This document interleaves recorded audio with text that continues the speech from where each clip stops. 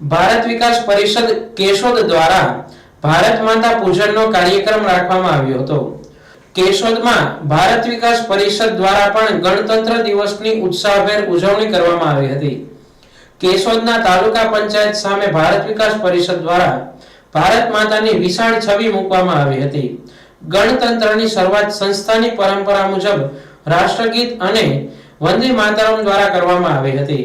ત્યારબાદ દીપ પ્રાગટ્ય સંસ્થાના સ્થાપક પ્રમુખ ડોક્ટર સ્નેહલ તન્ના, પ્રમુખ મહાવીરસિંહ જાડેજા, ઉપપ્રમુખ આરપી સોલંકી, મંત્રી દિનેશભાઈ કાનાબાર, પૂર્વ प्रमुख जगमालभाई नंदाणिया, पत्रकार भरतभाई कक्कड़, निशांत पुरोहित, दिनेश सिद्धपरा वगैरह मेहमानों द्वारा भारत माताનું પૂજન કરવામાં આવ્યું હતું। કેશોદના આગેવાનોમાં પ્રોફેસર ડોક્ટર પ્રવીણ ગજેરા, રાજપૂત સમાજના સિદ્ધરાજસિંહ રાયજાદા, પોલીસ જવાનો, નગર શ્રેષ્ઠ આમ જનતા ભારત માતાનું પૂજન કરી ભારત માતાના તથા ભારતના બંધારણને સન્માનપૂર્વક નમન કરી ધન્યતા અનુભવી હતી।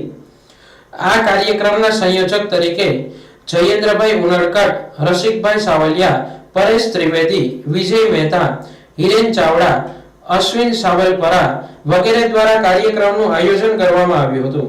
સમગ્ર કાર્યક્રમનું સંચાલન ઉદ્ઘોષક પરેશ ત્રિવેદી દ્વારા કરવામાં આવ્યું હતું।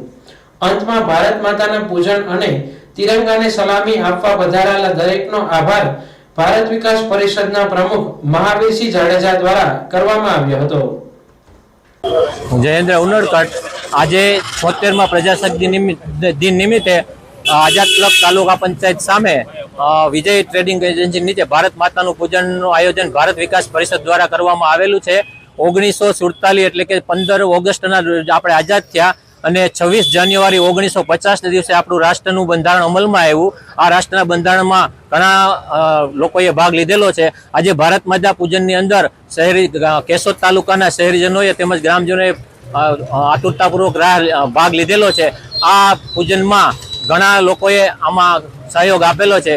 ભારત વિકાસ પરિષદની આખી કારોબારી ટીમ તથા સબ મેમ્બરોએ આજે આ ભારત માતા પૂજનમાં ઘણા સહયોગથી ભાગ આપેલો છે। વંદે માતરમ, ભારત માતા કી જય।